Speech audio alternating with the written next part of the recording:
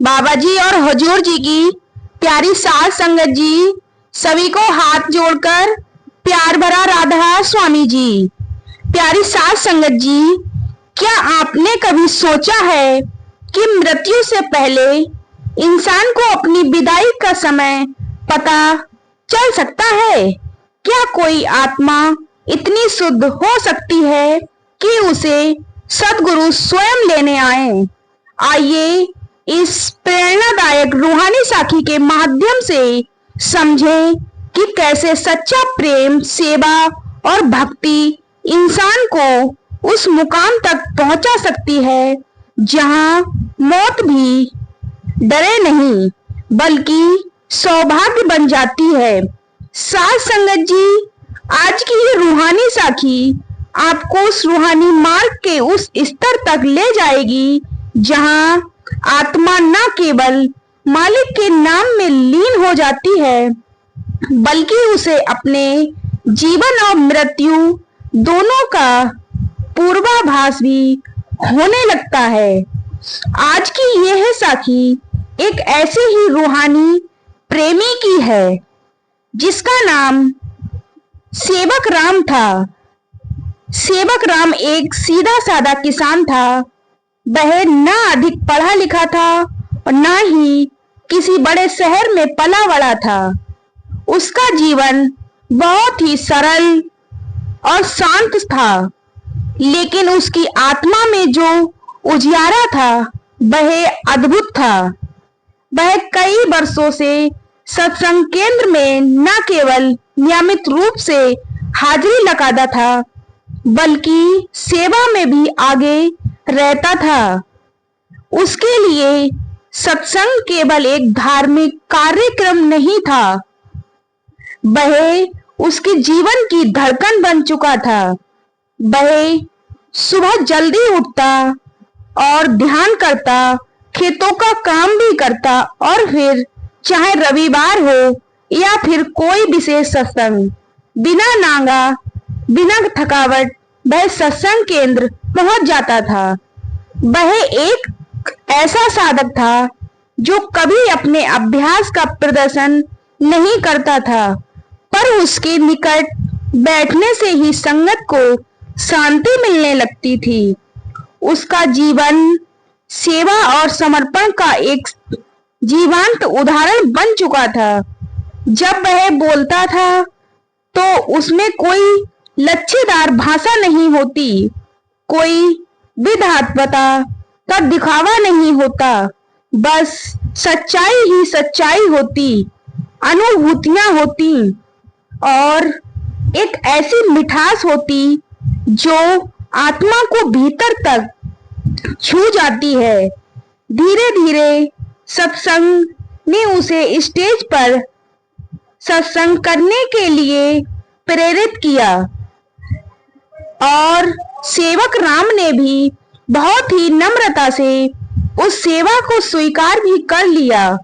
कई वर्षों तक वह स्टेज पर बैठकर वह सत्संग करता रहा। वह हमेशा यही कहता कि सद्गुरु की बातों को सुनना और सुनाना ही जीवन है।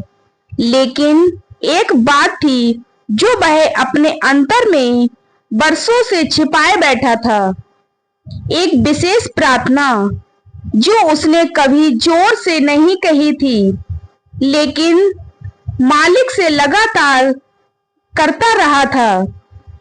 वह प्रार्थना थी कि जब उसका अंतिम समय आए तो वह सत्संग के बीच हो, संगत के बीच हो, सत्संग की महफिल सजी हो और वह मालिक के नाम का सिमरन करते करते, वचन सुनाते सुनाते अपनी अंतिम सांस ले।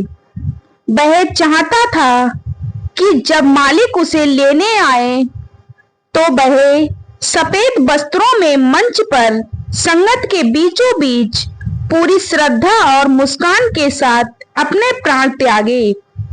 साथ संगत जी, मालिक कभी अपने प्राणियों की बात अनसुनी नहीं करता। समय धीरे धीरे बीतता गया। सेवक राम की उम्र भी बढ़ने लगी, लेकिन उसकी सेवा, सिमरन और सत्संग में कोई कमी नहीं आई, बल्कि उसकी आंखों की शांति और मुस्कान गहरने लगी। वह अब धीरे धीरे और भी अंतर्मुखी हो गया था। वह अब और भी कम बोलता था, लेकिन जब बोलता था तो हर शब्द जैसे किसी दूसरी दुनिया से उतर कर आता हो। एक दिन उसने सत्संग केंद्र की सेवा टीम से कहा, अगले रविवार को वह सत्संग स्वयं करेगा और विषय होगा गुरु से मिलन। संगत को यह विषय बहुत अच्छा लगा, लेकिन कोई नहीं जानता था कि यह कोई सामान्य सत्संग नहीं, बल्कि उसकी आत्मा का अंतिम संदेश बनने वाला है। रविवार का दिन आया। सेवक राम ने उस दिन खुद को बहुत खास तरीके से तैयार किया। उसने सफेद कुर्ता पैजामा पहना, नया अंगोछा लिया और गुलाब जल से चेहरा साफ किया। वह कुछ अधिक शांत लग रहा था, जैसे किसी बड़े दिन की प्रतीक्षा में हो। सत्संग केंद्र पहले से भी थोड़ा और जल्दी पहुंच गया। सारी व्यवस्था उसने स्वयं देखी। उसने माइक चेक किया, साफ सफाई की और फिर धीरे धीरे मंच पर आकर बैठ गया। तभी सारी संगत धीरे धीरे इकट्ठी होने लगी। कुछ पुराने सत्संगी कह रहे थे कि आज सेवक राम के चेहरे पर कुछ अलग ही रोशनी है, जैसे कोई दीपक पूरे प्रकाश में जल रहा हो। तभी सत्संग शुरू हुआ। शब्द हुए, सत्संग हुआ। फिर सेवक राम ने माइक संभाला और फिर संगत की ओर देखकर बड़े ही प्रेम पूर्वक राधा स्वामी जी कहा। फिर उसने वचन आरंभ किए। उसने कहा, साध संगत जी, आज मैं आपसे कोई ज्ञान बांटने नहीं आया। आज मैं अपने दिल की बात करना चाहता हूँ। एक साधक जब जीवन भर नाम से जुड़ जाता है और उसे जब धीरे धीरे यह एहसास होने लगता है कि वह अब अपने प्रिय सद्गुरु से मिलने वाला है, तो उसके भीतर डर नहीं आता, बल्कि एक ऐसी खुशी फैलती है जो शब्दों से परे है। जैसे कोई अपने बचपन के दोस्त को पहली बार मिलने जा रहा हो, जैसे कोई माँ अपने बेटे को दूर देश से लौटते हुए देखती हो।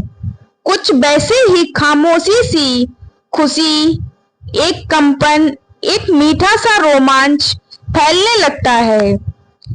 संगत सत्संग पूरे ध्यान से सुन रही थी। वह आगे बोला, जब रूह को अपने घर से लौटने का निमंत्रण मिलने लगता है तो यह दुनिया धीरे धीरे फीकी लगने लगती है। फिर खेत खलियान, दुकान मकान, परिवार सब प्यारे होते थे, लेकिन फिर उनसे जुड़ाव नहीं रह जाता। रूह सिर्फ उसी ओर देखने लगती है जहां से वह आई थी। आज मैं वही महसूस कर रहा हूँ। संगत जी, कुछ दिन से अंतर में अजीब सी शांति है, जैसे हर घड़ी बाबा जी कह रहे हो कि बेटा अब चलने की घड़ी आ गई है। और इस एहसास के साथ मैं यहाँ बैठा हूँ, आप सबके बीच, बिल्कुल वैसे ही जैसे मैं हर रविवार आता हूँ। लेकिन आज कुछ अलग है। आज ऐसा लग रहा है कि मालिक स्वयं सुन रहा है और मुझे बुलाने भी आया है। इतना कहकर वह कुछ क्षण के लिए रुका। उसकी आंखों में नमी नहीं थी, बल्कि एक गहरी मुस्कान थी। वह अपनी पूरी आत्मा से बोल रहा था और भी पूरी आत्मा से सुन रहे थे। वह आगे कहने लगा, अगर आज के बाद मुझे आगे कोई नया रविवार ना मिले तो मेरी एक ही प्रार्थना है कि मालिक मुझे वहीं से लेकर जाए जहां मैं हर बार उसका नाम लेता हूँ। संगत के बीच सेवा करते हुए, भजन करते हुए, बस वहीं से मैं रवानगी चाहता हूँ। यही कहते हुए उसने अपने हाथ जोड़े और एक गहरी लंबी सांस ली और फिर बड़े प्रेम से कहा, राधा स्वामी जी, साध संगत जी। और जैसे ही यह शब्द उसके होठों से निकले, उसी पल वह धीरे से मंच पर झुक गया। उसकी आंखें बंद हो गईं और वह वहीं शांत हो गया। कुछ पलों तक वहां सन्नाटा छाया रहा। किसी को समझ नहीं आया कि आगे क्या हुआ, लेकिन जो पास बैठे थे उन्होंने देखा उनकी सांसें अब नहीं चल रही थी। उसके चेहरे पर वैसी ही मुस्कान थी जैसी उसने सत्संग में बताई थी, मिलन की मुस्कान। साथ संगत जी, वह अपने शब्दों के साथ गया, वह उस भाव के साथ गया जिसे वह समझा रहा था। और सबसे बड़ी बात, वह गया नहीं, वह अपने गुरु से मिलने गया। कोई रोया नहीं, कोई घबराया नहीं, क्योंकि यह मौत नहीं थी, यह एक मुलाकात थी। आज भी उस सत्संग केंद्र में एक कोना सेवक राम की बैठक के नाम से जाना जाता है, जहां संगत बैठती है और कहती है, इस कोने में एक आत्मा अपने गुरु से जा मिली थी और जाते हुए हमें बता भी गई कि जब सद्गुरु लेने आते हैं तो भीतर कैसा संगीत बजता है, कैसी तसल्ली होती है और कैसी मुस्कुराहट चेहरे पर उतरती है। ऐसी कृपा केवल उन पर होती है जिन्होंने जीवन भर में खूब कमाई की होती है, अपने गुरु के उपदेश को माना होता है। और फिर ऐसे अभ्यासियों को मौत से डर नहीं लगता। वह तो तैयार खड़े रहते हैं कि कब सद्गुरु आए और उन्हें अपने साथ ले जाए। और जब उनकी मृत्यु होती है तब उनके चेहरे पर एक अजीब सी मुस्कुराहट होती है। नाम की कमाई करने वाला अभ्यासी मृत्यु के समय घबराता नहीं है, उसके मन में एक आनंद सा बना रहता है। यह केवल वही सत्संगी समझ सकता है जिसने खूब अभ्यास किया हो। साध संगत जी, यह बात अक्सर देखने में आई है, जब भी किसी की मौत होती है तो हम उसी समय रोना और चिल्लाना शुरू कर देते हैं, जबकि संत महात्मा कहते हैं कि जब किसी व्यक्ति की मृत्यु होती है तो उसके पीछे रोने वाले लोग उसके मार्ग में बाधा बनते हैं, क्योंकि जिसकी मृत्यु होती है उसे सब दिखाई पड़ता है कि लोग मेरी मृत्यु के कारण रो रहे हैं। तो वह जीवात्मा अपने आधे से सफर में प्रवेश करने में समय लगाती है और आत्मा अपने सफर में रुकावटें महसूस करती है। लेकिन जिन्होंने नाम की कमाई की होती है, उनकी मृत्यु पर रोने का कोई सवाल ही पैदा नहीं होता, क्योंकि वह ऐसे जीव हैं जिन्होंने मनुष्य जामे में आकर अपना जीवन सफल किया होता है, जीते जी मरकर देखा होता है, जीते जी अपने आप को मालिक के साथ जोड़ा होता है।